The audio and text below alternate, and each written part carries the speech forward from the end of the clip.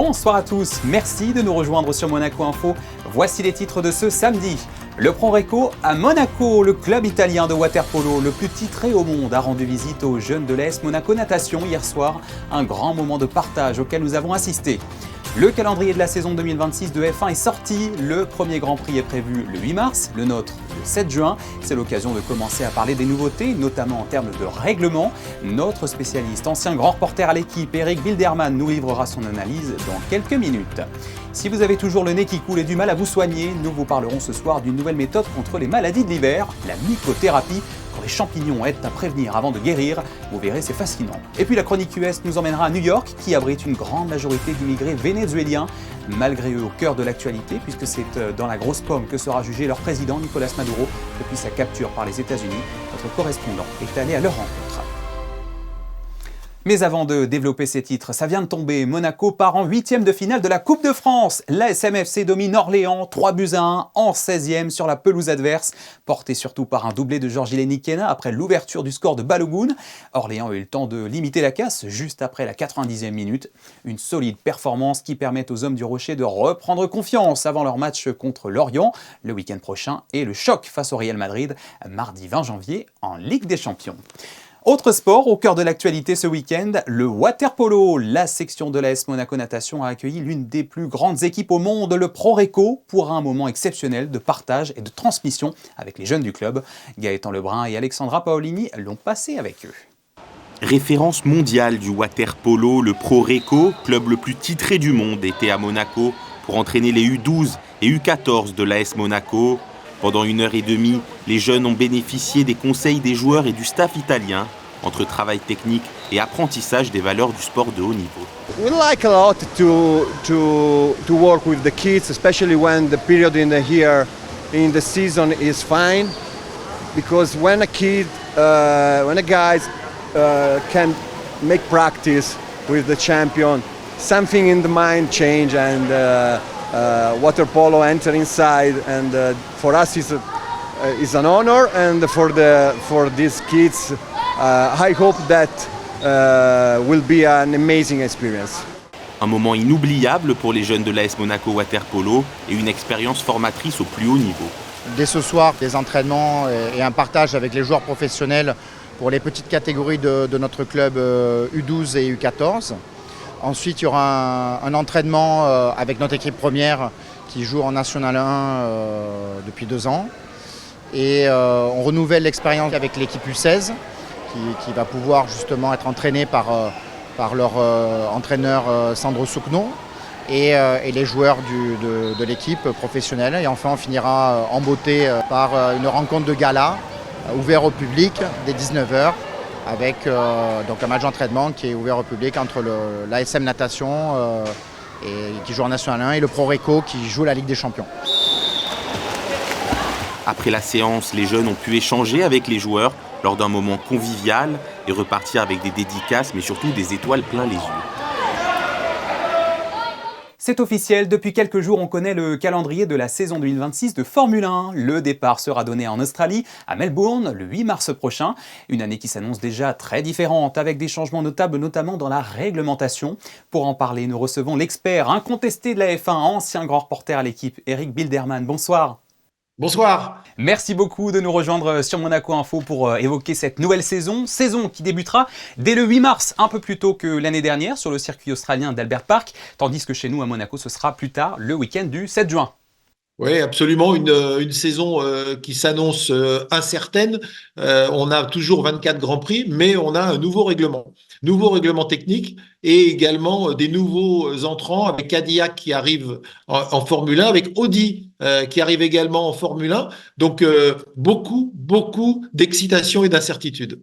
Quelques changements cette année, on va prendre le temps de les détailler avec vous. D'abord, on peut le préciser, en 2025, on avait eu droit à cette grande cérémonie de présentation commune des écuries à Londres.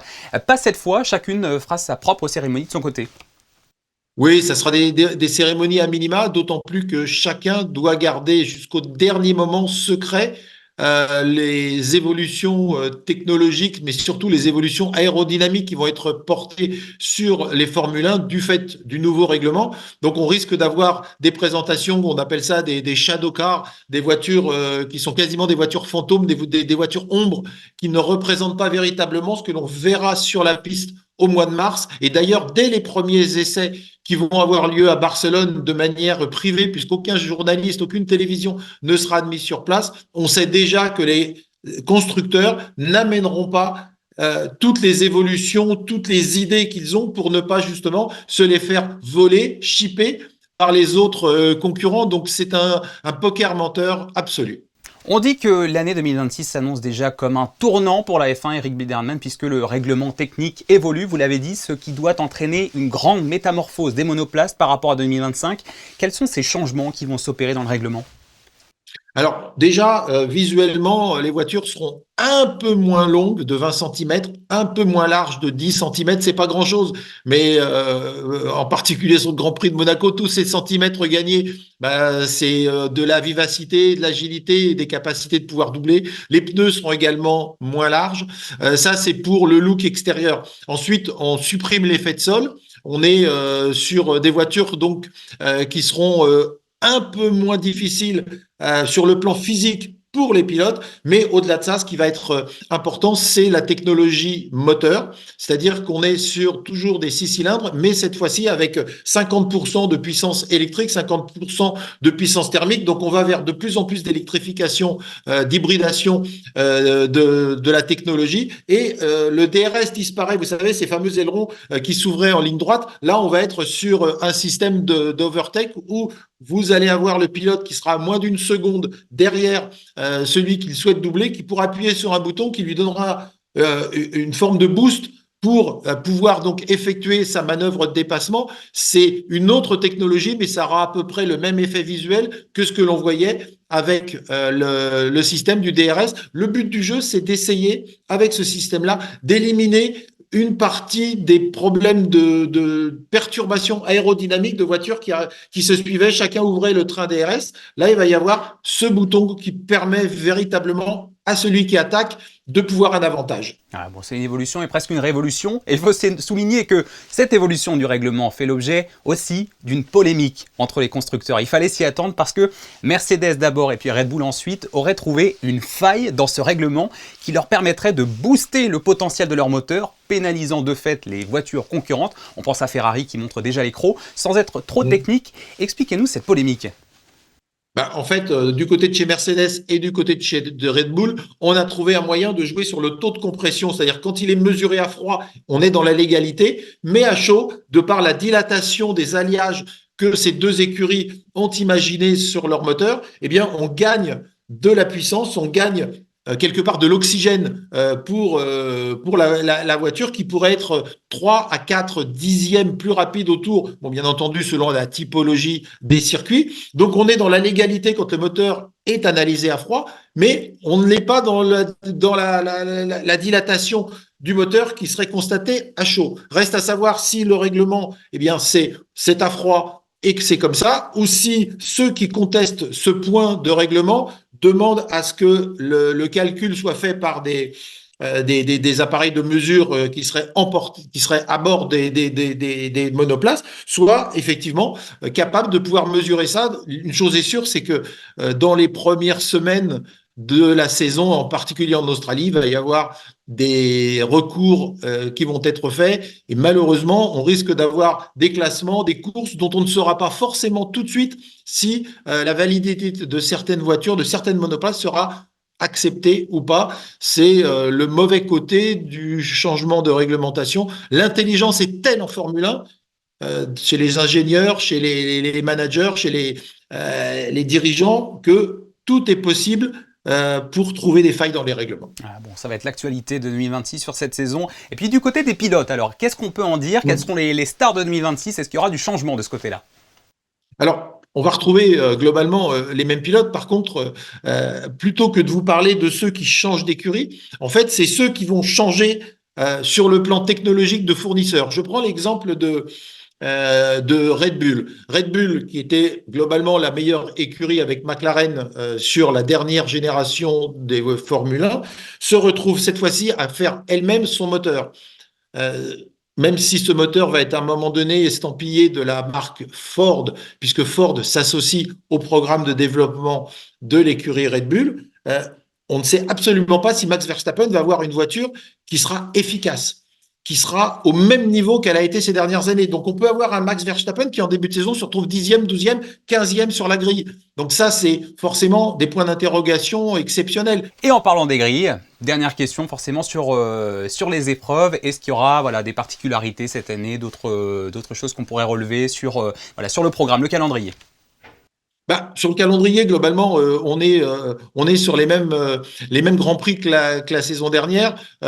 On a effectivement le décalage qu'il y a sur le Grand Prix de Monaco, mais globalement, les évolutions cette année, elles se font pas sur l'organisation, elles se font sur la technologie, elles se font sur les moyens techniques et donc également sur la capacité humaine de voir des pilotes comme Hadjar. On dit Hadjar, il signe chez Red Bull, c'est extraordinaire, ça va être le Français qui va pouvoir être mis en avant et peut-être qu'il va galérer parce que la Red Bull sera mal née sur le plan moteur. On espère surtout du côté de chez Aston Martin qui signe avec Honda, qui a récupéré Adrian Newey, qui a été l'ingénieur de génie de Red Bull ces dernières années, qui est en train peut-être de nous amener une voiture extraordinaire sur le plan sportif. Et donc, ça voudrait dire que le pilote le plus ancien de la Formule 1, Fernando Alonso, pourrait être celui qui pourrait être une tête d'affiche de 2026. Donc, l'excitation, elle n'est pas sur le calendrier, elle est sur ce qui va se passer en technologie et sur la piste.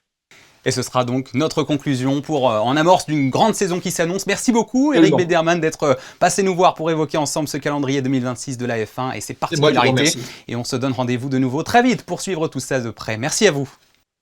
Merci. Pour refermer cette page sportive, regardez ces images qui nous parviennent de Suisse. Le prince Albert II vient d'être honoré à Saint-Moritz, cette célèbre station de sport d'hiver qui accueille des événements prestigieux sur son lac gelé. Et c'est aussi là que la Fédération internationale de bobsleigh et de skeleton, avec l'Olympia Bob Run historique, a créé le Hall of Fame, le temple de la renommée, qui intronise régulièrement des athlètes et légendes internationales de ces sports. C'est à ce titre que le prince souverain de Monaco en a lui-même été fait membre hier, vendredi, au même titre que 5 autres personnalités pour leurs exploits olympiques, mondiaux et européens impressionnants en tant qu'anciens athlètes. Le prince ayant été quintuple olympien au bobsleigh, skeleton, entre autres président également du comité olympique monégasque et de la fédération monégasque de ces disciplines. Tout autre chose à présent, vous avez peut-être déjà constaté des périodes où votre système immunitaire vous fait défaut, surtout en ce mois de janvier, froid et propice à tous les virus. Alors pour prévenir plutôt que guérir, il existe plusieurs solutions, parmi lesquelles la mycothérapie, une pratique qui emploie le champignon comme médecine préventive. C'est le laboratoire TerraScience qui s'est emparé de cette petite révolution et ça se passe à Monaco. Immersion signée Alban Gingembre et Alexandra Paolini. À l'intérieur de ces gélules, de la poudre de champignons. Tradition asiatique ancestrale, la mycothérapie, c'est l'usage de champignons à des fins médicinales. Mais alors, comment ces gélules agissent-elles sur notre organisme ? Les champignons médicinaux vont produire ce qu'on appelle des bioactifs, donc principalement des alpha et des bêta-glucanes, qu'ils produisent eux-mêmes pour se protéger, mais qui vont avoir le même type d'effet sur notre organisme. Défense immunitaire, stress, digestion, énergie, imperfection cutanée, il existe autant de champignons que de champs d'action sur la santé. Dans ce laboratoire, contrairement à de nombreux produits européens, les champignons proviennent directement d'Asie. C'est un climat qui est adapté pour ce champignon, qui permet la bonne culture et d'avoir aussi tous les composants au sein du champignon. Notre but, c'est d'avoir des produits sûrs sur le marché qui correspondent et qui sont conformes à la réglementation en Europe. Donc on va vérifier plein de paramètres chimiques, microbiologiques, la quantité d'actifs sur les matières premières directement et on va les contrôler en Europe. Habitué à proposer des produits ciblés, TerraScience propose aujourd'hui une nouvelle gamme de mycothérapie intégrative associée aux probiotiques. D'avoir associé des probiotiques qui ont déjà un certain bénéfice sur un axe santé et qu'en plus on a les champignons qui viennent par-dessus, ça fait une synergie d'action et donc ça améliore forcément le bénéfice chez le consommateur. Ça fait partie de tous les outils thérapeutiques qu'on peut avoir et il fallait qu'on ait cet outil supplémentaire. Une renaissance scientifique majeure pour la mycothérapie qui, les études cliniques le prouvent, assure le maintien des fonctions clés de l'organisme. Vous l'avez peut-être aperçu dans les ruelles de Monaco-Ville ce matin, la mini-déchetterie poursuit sa route en 2026. Depuis son lancement en mars dernier par la SMA, un service de proximité bien pratique mis en lumière dans ce reportage de Sarah Nkari et Hugo Comassa. Un samedi par mois, cette camionnette s'installe en bas de chez vous pour collecter gratuitement les déchets qui ne sont pas autorisés dans les poubelles classiques. Un exemple des piles que l'on jette dans une poubelle normale, ça peut être très dangereux, surtout quand elles arrivent à l'unité de valorisation énergétique, où là elles seront incinérées, donc ça peut prendre des dimensions un peu importantes de feu, etc. Donc l'idée c'est vraiment de déposer les piles à la déchetterie ou au centre d'accueil à la SMA ou sur le petit camion itinérant pour que justement elles suivent le bon traitement. Des piles, mais pas que. Médicaments, ampoules, cartouches d'encre, peinture ou encore solvants. La déchetterie itinérante accepte une large palette de déchets spécifiques. Chaque mois, dans un quartier différent, ces habitants du Rocher saluent l'initiative. Je trouve ça super pour les gens qui ne peuvent pas se déplacer en bas à Fontvieille, au centre. Et moi, en fait, je garde chez moi un petit sac où je mets tous mes petits déchets comme ça qui ne peuvent pas aller à la poubelle. Et comme il y a ce petit service, je viens. Ou alors en bas, quand ils font sur le quai Monacollect. Ces rendez-vous sont aussi l'occasion pour la SMA de sensibiliser et de rappeler les bons gestes du tri. Le carton à pizza, vous avez l'orientation du jaune et le jaune ça correspond au bac jaune papier. Les cartouches d'encre, ça tombe bien, c'est point d'apport volontaire ou déchets ménagers spéciaux comme aujourd'hui. On peut donner des informations sur le tri des ordures ménagères, du tri des déchets, sur le verre, les emballages et le carton, enfin tout ce qui est nécessaire et utile pour trier en bonne et due forme. Prochain stop, le 7 février, avenue Hector Otto, dans le quartier du Jardin Exotique. Entre-temps, vous pouvez toujours vous rendre rue du Gabian. C'est la nouvelle place to be à New York. Le quartier de Spanish Harlem accueille non seulement de plus en plus de touristes, mais surtout une diaspora d'origine latino-américaine, majoritairement composée de Vénézuéliens, des immigrés qui se retrouvent aujourd'hui, bien malgré eux, au cœur de l'actualité et des tensions géopolitiques entre les États-Unis et leur pays d'origine, le Venezuela, depuis la capture orchestrée du dictateur Nicolás Maduro. De quel œil voit-il ce climat actuel? Notre correspondant Bastien Bory est allé à leur rencontre. C'est la chronique US de ce samedi. Il est des quartiers qui se lisent d'abord sur leurs murs, devenus lieux de mémoire où s'exposent figures locales et luttes actuelles. Dans les rues de Spanish Harlem, la moitié des 120 000 résidents parlent espagnol avant l'anglais, une exception culturelle préservée dans un Manhattan pressé. Par endroits résonne même l'écho des années 40, quand cinéma, théâtre, cafés et écoles de danse naissaient avec les premiers immigrés cubains, portoricains et vénézuéliens. Ils sont là sur ces archives de 1948. Pères et mères d'un faubourg encore pauvre venus occuper les emplois que la Seconde Guerre mondiale avait laissés vacants. En quelques années, Celia Cruz, Sammy Davis, Piri Thomas et d'autres y marquaient d'accent latino le répertoire musical et littéraire américain. Mais un demi-siècle plus tard, les enfants vénézuéliens d'Harlem sont rattrapés par l'actualité. Capturé début janvier par l'armée américaine, le président du Venezuela, Nicolás Maduro, est accusé de narcoterrorisme.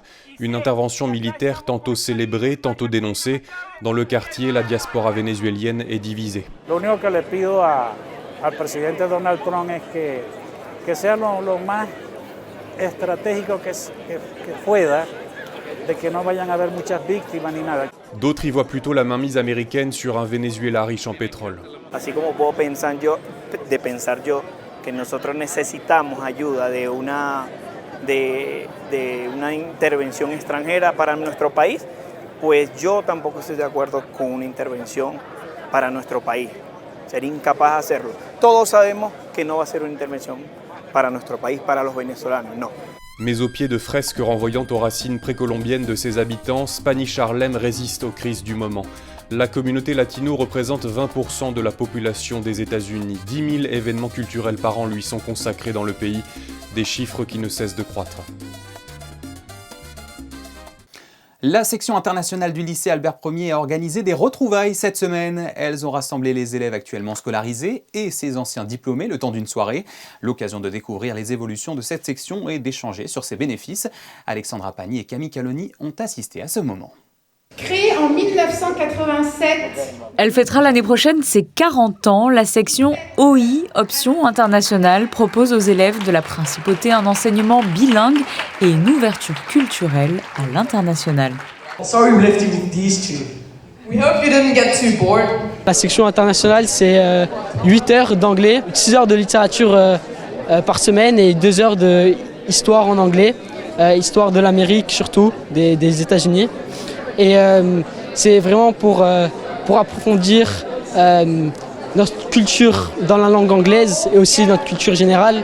Et je trouve que c'est très enrichissant pour moi-même mais aussi pour mon futur si je veux aller à une université anglaise à l'international. L'année prochaine, j'ai la chance d'aller à Boston et à Philadelphie et c'est grâce à Loïc que je peux faire ces expériences. Depuis sa création en 1987, la section a progressivement évolué.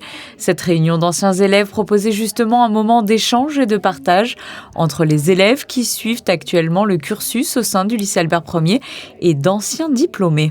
What are the reasons to join the section? You might ask yourself. L'idée, c'est d'habitude, on leur offre un spectacle grandeur nature où les 3 niveaux, les 3 classes sont sur scène. Cette année, en raison des circonstances particulières, nous avons revu nos objectifs, nos ambitions à la baisse, mais nous avons tenu quand même à maintenir la tradition.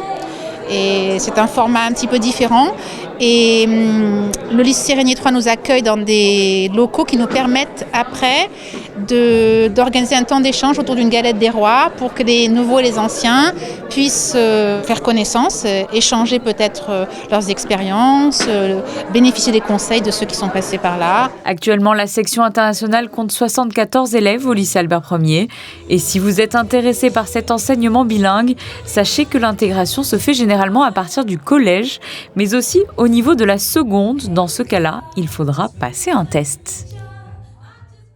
Prenons maintenant la direction de l'espace 22 pour une séquence culturelle avec cette toute nouvelle exposition. Elle s'appelle Shared Silences. 5 artistes y explorent le pouvoir du silence à travers leurs toiles, leurs collages et leurs photographies.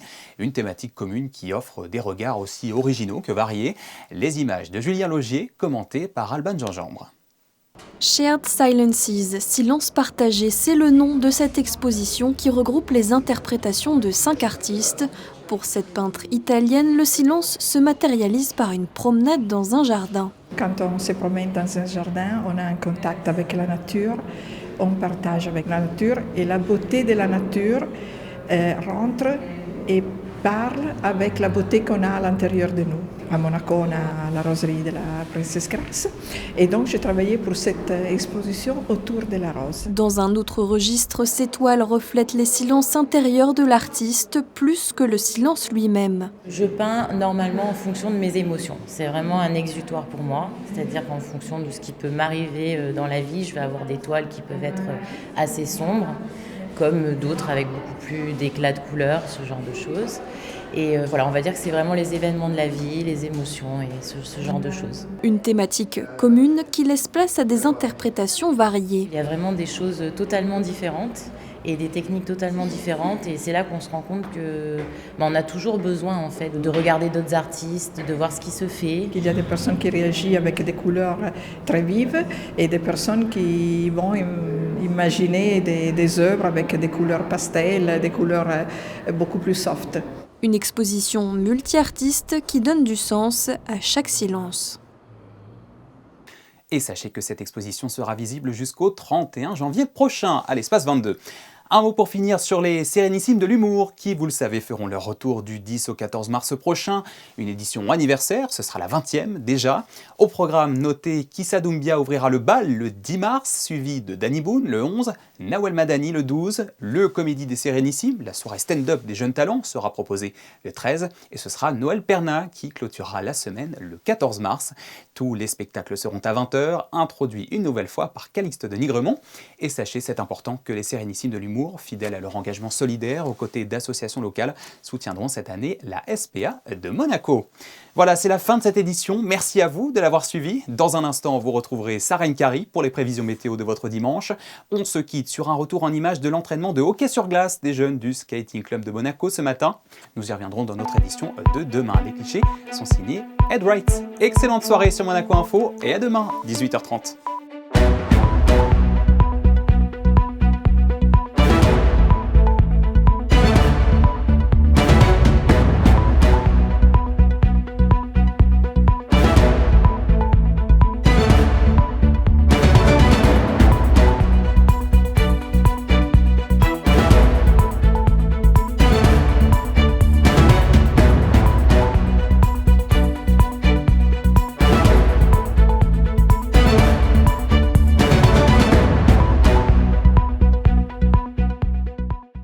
Retrouvez la météo avec Suisse Courtage, le spécialiste de l'assurance à Monaco depuis plus de 35 ans. Notre expertise à votre service. Bonsoir à toutes et à tous, le week-end se poursuit avec un beau soleil sur la principauté. Demain, le ciel restera parfaitement bleu avec moins de vent et des températures en légère hausse, 5 degrés au lever du jour et jusqu'à 13 dans l'après-midi. Côté calendrier, notez que nous fêterons ce dimanche la Saint-Paulin. Excellente soirée avec nous sur Monaco Info et à demain. C'était la météo avec Suisse Courtage, le spécialiste de l'assurance à Monaco depuis plus de 35 ans. Notre expertise à votre service.